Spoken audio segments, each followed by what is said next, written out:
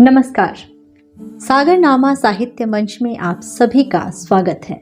आशा है आप सभी स्वस्थ होंगे और सकुशल होंगे। 5 जनवरी को हमारे मंच के द्वारा जिस कवि सम्मेलन का आयोजन किया गया था, उनमें से हमने अपने इसी चैनल के माध्यम से 4 प्रस्तुतियां सुनी। वे सारी ही प्रस्तुतियों को आप सभी ने बहुत सराहा, बहुत प्यार दिया। उसी क्रम में मैं आज कुछ और प्रस्तुतियों को लेकर आई हूँ। आशा है ये भी आपको बहुत पसंद आएंगी। आज हम जिस रचनाकार को सबसे पहले सुनने वाले हैं, वो आज के समय से बहुत आगे की सोच रखने वाली कवित्री है। उसके कहन का ढंग ही उसे सबसे जुदा करता है। मैं बात कर रही हूँ डॉक्टर निधि राठी की। सागरनामा परिवार से जुड़ने के बाद निधि ने हर कार्यक्रम को सफल बनाने में मेरा बहुत सहयोग किया। इस कार्यक्रम को भी सफल बनाने में निधि का बहुत ही महत्वपूर्ण योगदान रहा। वैसे तो निधि अंग्रेजी भाषा की शिक्षिका हैं, लेकिन हिंदी में भी उनकी पकड़ बहुत अच्छी है। आइए सुनते हैं डॉक्टर निधि राठी को। सभी को मेरा बहुत बहुत नमस्कार। मैं निधि राठी मूलतः सोनीपत से हूँ, लेकिन रोहतक में पिछले 7-8 साल से हूँ। और चूँकि प्रोग्राम की शुरुआत मुझसे हुई है, तो मैं कुंडू सर को बहुत दिल से इसके लिए आभार व्यक्त करना चाहूँगी। सागर सर आपकी छत्र छाया में सीख रहे हैं और सीखते रहेंगे।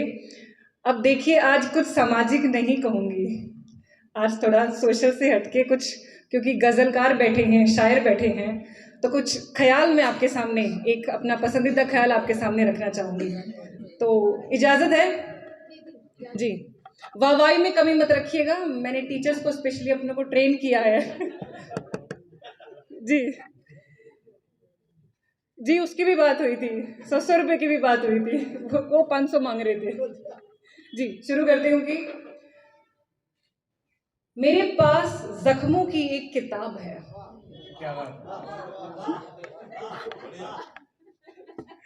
मेरे पास जख्मों की एक किताब है।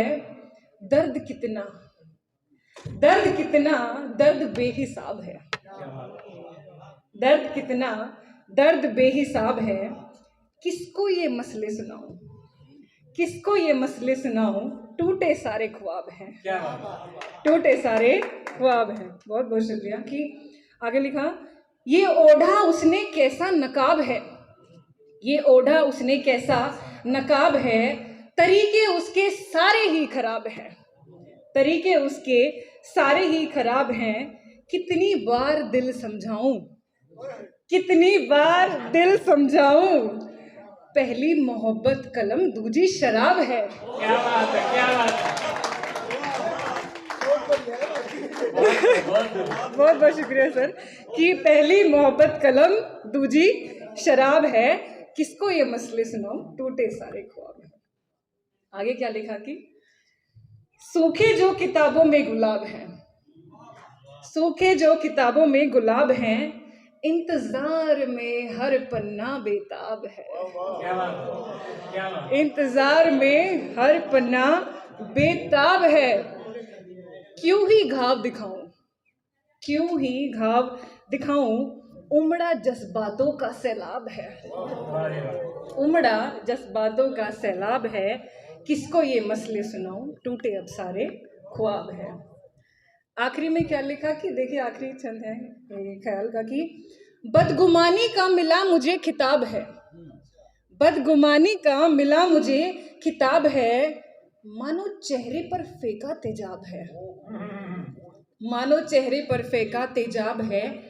कैसे सच्चाई बताऊं, कैसे सच्चाई बताऊं, याराना मेरा एक ऐसे कज़ाब से है, याराना मेरा एक ऐसे कज़ाब से है। कज़ाब कहेंगे सबसे बड़ा झूठा या मक्कार, तो याराना मेरा एक ऐसे कज़ाब से है।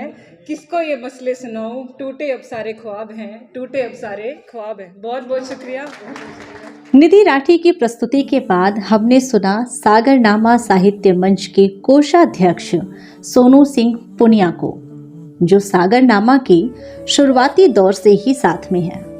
सोनू या सुभाष मेरे लिए एक ही बात है। कार्यक्रम के सिलसिले में हम जब कभी भी मिले तो सुभाष सबसे पहले मुझे यही कहते हुए मिलते हैं, जी मेरे लिए कोई काम हो तो बताओ। मंचों पर अपनी प्रस्तुति के लिए सुभाष मुझे कभी भी आतुर नहीं दिखाई दिए, जैसा कि हर कवियों में थोड़ा बहुत होता ही है, लेकिन मंच के प्रति जो लगाव है वो बहुत कम लोगों में दिखाई देती है। अपने स्वतंत्र लेखन के माध्यम से सोनू सामाजिक या वास्तविक समाज का आईना दिखाने का प्रयास करते हैं। आइए सुनते हैं सोनू सिंह पूनिया को। थैंक यू सर, धन्यवाद। मेरे कुछ ख्याल है जिसका शीर्षक है औरत खिलौना नहीं होती। इज्जत लूटी किसी ने तो किसी ने बाजार में बेच दिया, करवा कर भ्रूण हत्या पेट में तो किसी ने कुत्तों के आगे फेंक दिया। अधमरी हुई कोई दहेज की वजह से तो कोई सता पर्थी में जलाई गई, कर कैद चार दीवारी में तो कोई मार पीट कर बेटी सताई गई। बात ये और है जनाब, बात ये और है जनाब कि मेरे देश में नारी को पूजा जाता है। हो गई कोई मासूम बलात्कार की शिकार, फिर अखबार के फ्रंट पेज पे क्यों नजर आता है। खिलौना नहीं होती औरतें जनाब कि खेला और तोड़ा और फेंक दिया। जरूरत के हिसाब से तुमने कभी किसी अबला का शोषण कर लिया। खैर छोड़ो, हो गई क्रूरता की हद तब तो जब औरत के अंदरूनी अंग को बेचा जाने लगा। लूट मच गई हैवानियत की और दूसरे देश से सौदागर आने लगे। बस इतनी ही होती है एक औरत की कहानी जो दर्द में सिमट कर रह जाती है। सुरक्षित नहीं है औरतें मेरे देश में, अक्सर मीडिया ये सरेआम कह जाती है, अक्सर मीडिया ये सरेआम कह जाती है। Thank you. इस कवि सम्मेलन में हमने सुना एक ऐसे गीतकार को जिसे श्रोताओं को अपनी ओर आकर्षित करने में महारत हासिल है, जो अपने छंद सुनाते सुनाते ऐसे ऐसे प्रसंग छेड़ देगा जिसे सुनने के बाद आप हंसते हंसते लोटपोट हो जाएंगे, जिसके गीत सुनकर आप ऐसा महसूस करेंगे कि ये गीत आपके लिए ही लिखी गई है, ये आपके जीवन से ही जुड़ी हुई है। जी हाँ, मैं आप सभी से मुखातिब कराने जा रही हूँ राष्ट्रीय और अंतर्राष्ट्रीय मंचों से अपनी प्रस्तुतियों से सभी को भाव विभोर कर देने वाले कुमार राघव। आप सबको राम राम। और सागर भाई आपका बहुत शुक्रिया इतने अच्छे श्रोताओं से मिलवाने के लिए। बाद में मुस्कुराना, पहले मुझे सुन लो, क्या पता उसके बाद आप ना मुस्कुराओ।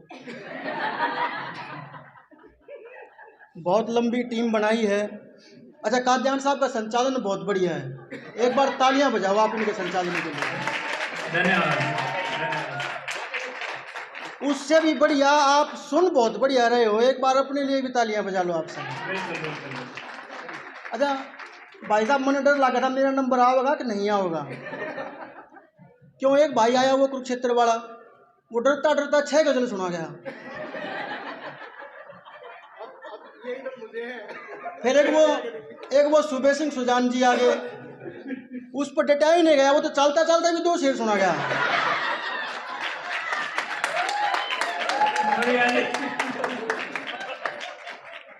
अरे ये भी खा गड़ना खा लिए 15 मिनट में।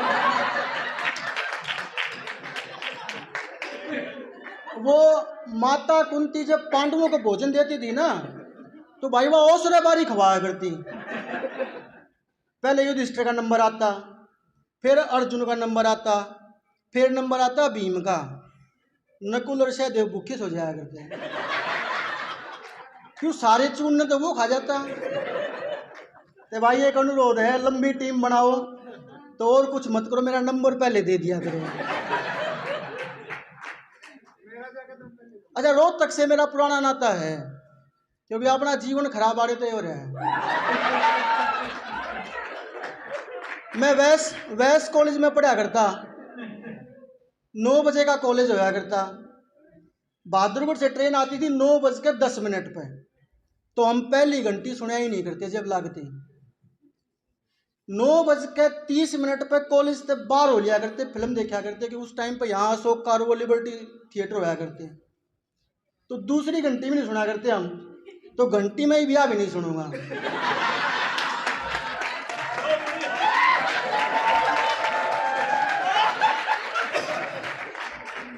अच्छा वो काद्यान साहब है, भाई साहब है, वह कुरुक्षेत्र वाले जितने भी आए थे, आपने सब थे कि राष्ट्रीय कवि, अंतर्राष्ट्रीय कवि।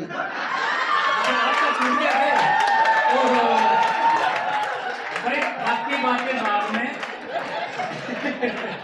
ना तो बाद में होगा सर, और आपका टाइम भी दोबारा शुरू होगा। ना भाई साहब, ताली इस बात पे बजाओ, वो कुरुक्षेत्र से रोहतक भी पहली बार आए थे, ये उन अंतर्राष्ट्रीय कवि कहने लग रहे हैं। अच्छा मैं पिछले महीने नेपाल जाया है भाई साहब।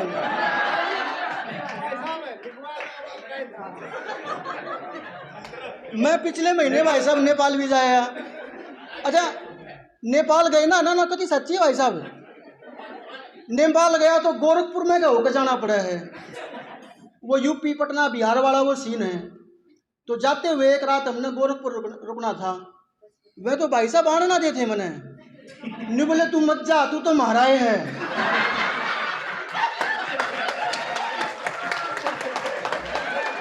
अरे वो काद्यान साहब ने सबको कह दिया अंतर्राष्ट्रीय कवि, अंतर्राष्ट्रीय कवि। भाई मेरा पासपोर्ट एक्सपायर हो रहा है हैं?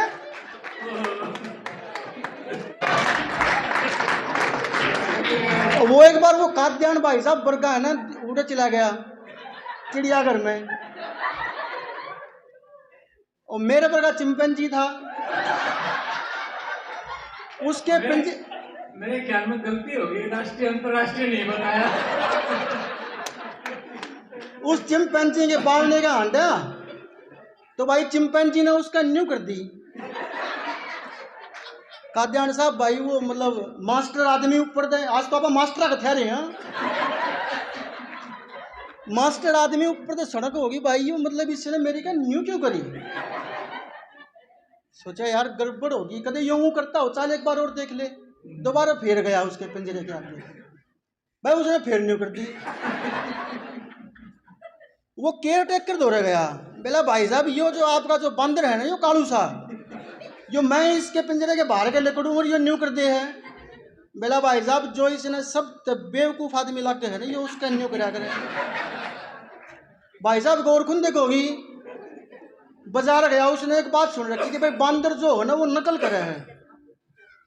बाजार में गया, 2 चक्कू लिया, एक चक्कू पिंजरे के भीतर फेंक दिया, एक चक्कू बाहर दे लिया। ओ भाई बैठ जाओ ना, तुमने समोसे बढ़िया खवा दिए। एक चक्कू उसने भीतर फेंक दिया, एक चक्कू बाहर दे लिया। फिर काद्यान साहब ने चक्कू उठाया, बंदर ने भी उठाया। अच्छा कविता रह गई। हाँ ये तो भाई साहब ये तो आपा तो डीजल इंजन। हाँ ये तो कॉमेडी करिए ना जी। मैंने थोड़ा कविताओं की तरफ लौटते हैं। ये सब हम इसलिए करते हैं क्योंकि सागर ने मुझसे पहले इतना बढ़िया सुना दिया, उसका ओरा तोड़ना मेरे लिए जरूरी है। अब आप मेरी गिरफ्त में, अब आप लोग मेरी गिरफ्त में हो।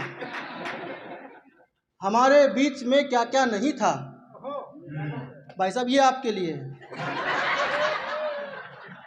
हमारे बीच में क्या क्या नहीं था, मगर वो प्यार का दावा नहीं था, और उसे तुम बीच में ले आई जबरन, उसे तुम बीच में ले आई जबरन, तुम्हें वो बीच में लाना नहीं था, उसे तुम बीच में ले आई जबरन। अच्छा वो कभी कभी मैं एक बात बाहर जब जाता हूँ तब हमेशा कहता हूँ मैं हरियाणा से आया हूँ, तो लोग कहते हैं भाई वहाँ तो गीता का उपदेश दिया गया मधुकांत जी, तो लोग कहते हैं भाई तेरे में कितना ज्ञान है, एक बार बता दो सही।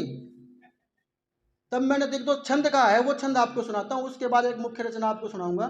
विकास भैया, अच्छा पंजाबी बाग का नाम किस किसने सुना है? वो दिल्ली का पहले आउटर एरिया था, उसके बाद आप आगे आउटर रिंग रोड पे पीरागढ़ी में, वो आउटर एरिया हो गया। अब केएमपी का नाम किस किसने सुना? अब केएमपी दिल्ली का आउटर एरिया है, और हमारे यहाँ के लोग क्या करते हैं, 1 एकड़ जमीन बेचते हैं 3-4 करोड़ रुपए में, और द्वारका एक्सप्रेस वे पे 1 फ्लैट आता है उसके बदले में। और हमारे लोग यहाँ से जाके वहाँ बहुत खुश हैं कि भाई बहुत घनी बढ़िया जगह आ गई। उड़े थे आज़ाद कभी नापते थे आसमान, चीलबाज कौवे सारे पहरों में खुश हैं, उड़े थे आजाद कभी नापते थे आसमान। चीलबाज कौवे सारे पहरों में खुश हैं, और किसी की सुने ना कोई बोलते ही रहते हैं, बक बक करते हैं बहरों में खुश हैं। कुएं के मेंढक बने करते हैं टर टर, पोखर तालाब छोड़ नहरों में खुश है। और गांव की जमीन बेच ले लिया फ्लैट एक, बड़े जमींदार आज शहरों में खुश हैं। भाई थारे मतलब की बात भी करूंगा, ताली थोड़ी बजाया करो, नहीं बता है। एक छंद और सुनना।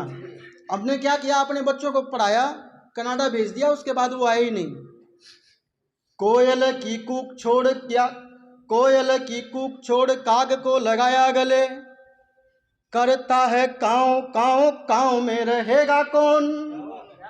और कांधे पे उठाए हुए घूमते थे दिन रात, थक गए पाँव अब पाँव में रहेगा कौन।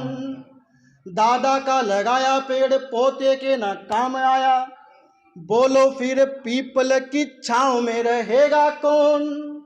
दादा का लगाया पेड़ पोते के ना काम आया, बोलो फिर पीपल की छाँव में रहेगा कौन। और रुपयों की चकाचौंध झांसा दे बुला रही है, सब ही चले गए तो गांव में रहेगा कौन।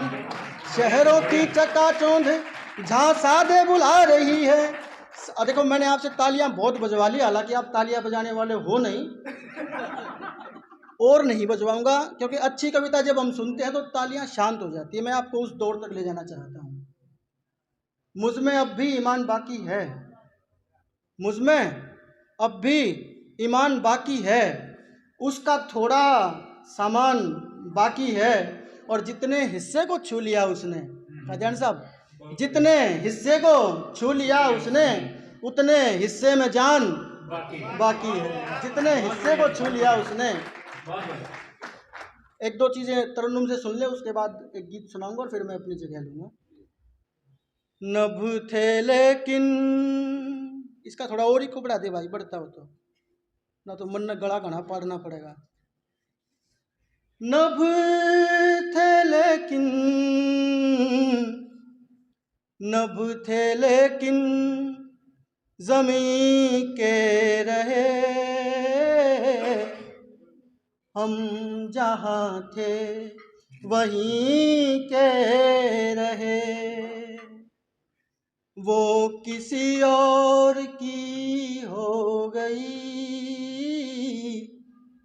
वो किसी और की हो गई, और हम ना कहीं के रहे।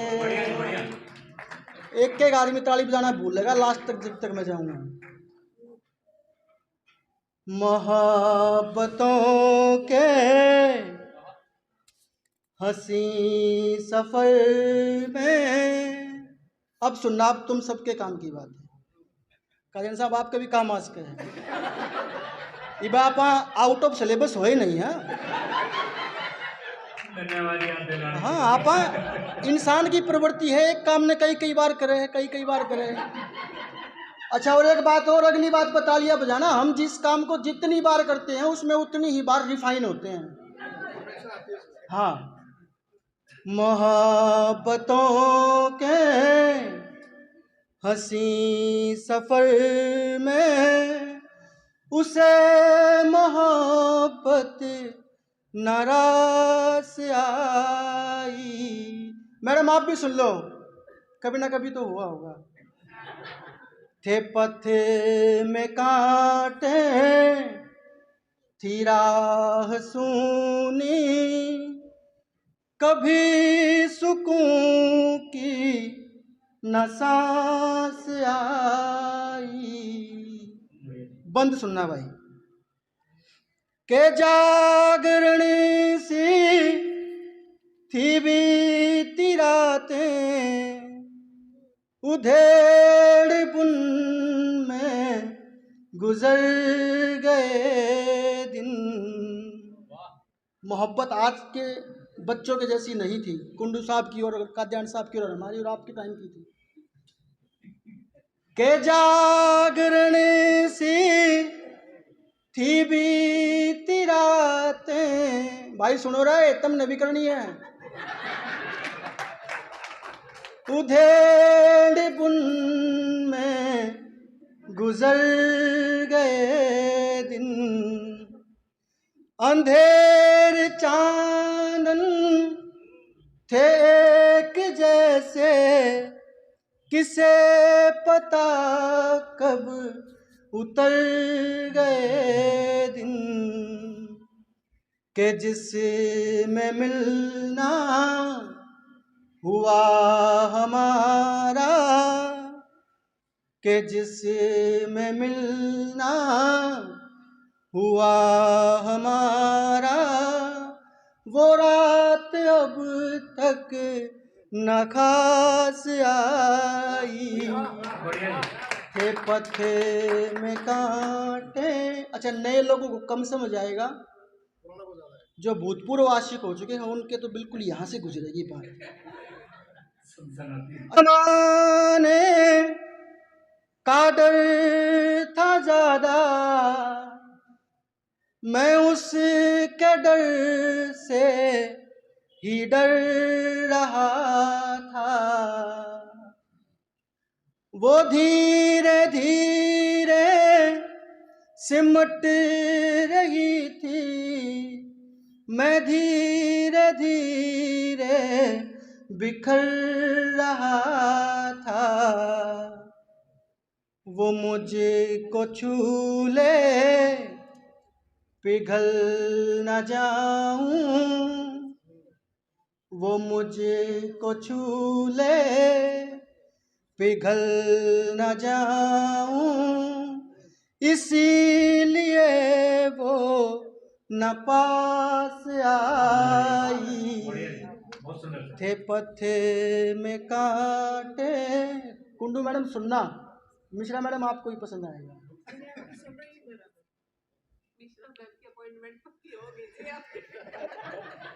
जब आपको लगे कि आप अकेले ही नहीं थे, थोड़ी बहुत वो भी थी। अंतिम बंद सुनाना चाहता हूं। जी जी।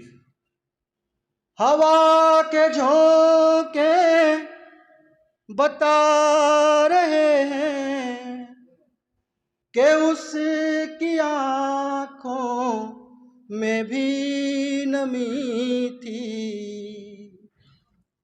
मैं था अधूरा बगैर उसके, उसे भी मेरी ही तो कमी थी।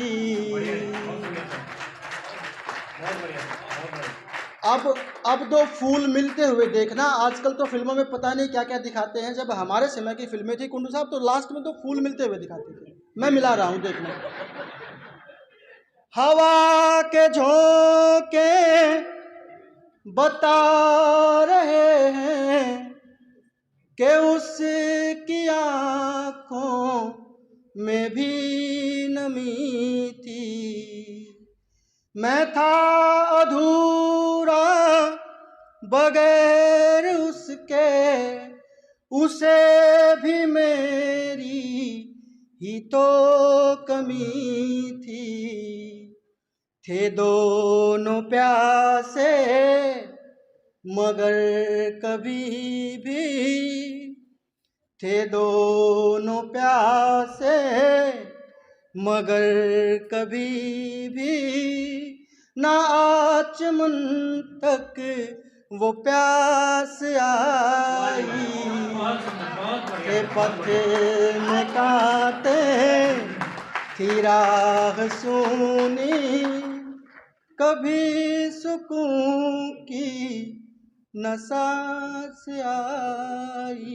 बहुत शुक्रिया, बहुत। सागरनामा साहित्य मंच साहित्य की हर विधा को समेटे हुए है। यहाँ गीत है तो कविता भी, कहानी है तो शायरी भी, हास्य है तो गंभीरता भी। इस कार्यक्रम में हंसी ठिठोली के बीच हमने सुना हरियाणा के वरिष्ठ साहित्यकार को, जो अपने आप में ही एक संकल्प है। रक्तदान क्यों महत्वपूर्ण है? रक्तदान क्यों किया जाना चाहिए? इस दिशा में भी लोगों को जागरूक करने की एक अथक प्रयास का नाम ही है डॉक्टर मधुकांत।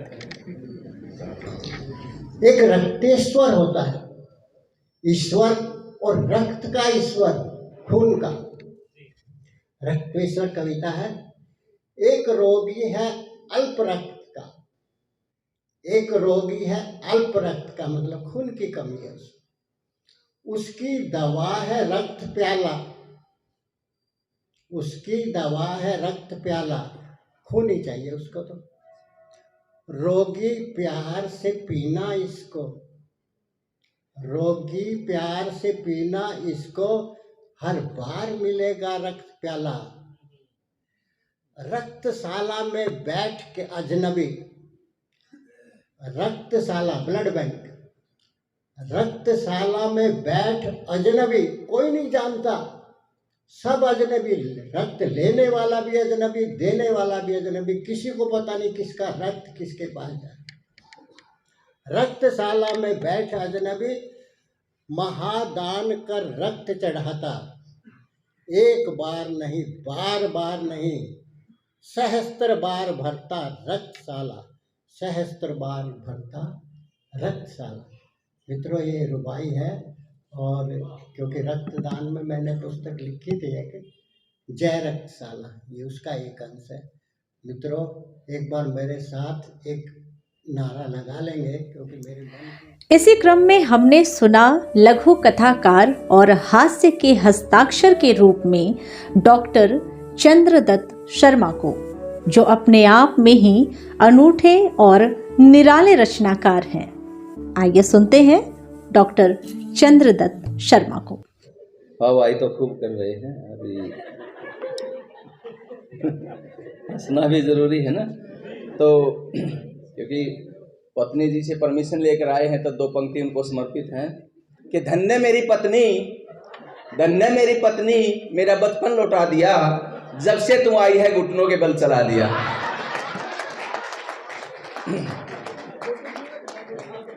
धन्यवाद। एक कवि खो गया भाई, इन फोन ना कभी, हाँ मिल गई, पत्नी ना मिल गई, पत्नी तो घर पे है, करे सोच रहे हो, पत्नी मिल गई, एक लाइन मिल गई थी। पापा मेरे कहते थे शेर बनो मेरे बच्चे, लंबा तगड़ा साहसी ओ बने ना विशाल तू। पापा मेरे कहते थे शेर बनो मेरे बच्चे, लंबा तगड़ा साहसी ओ बने ना विशाल तू। लेकिन जो शादी हुई जीवन में व्याधि हुई, लेकिन जो शादी हुई जीवन में व्याधि हुई, आदमी था आजाद में हो गया हूँ फालतू,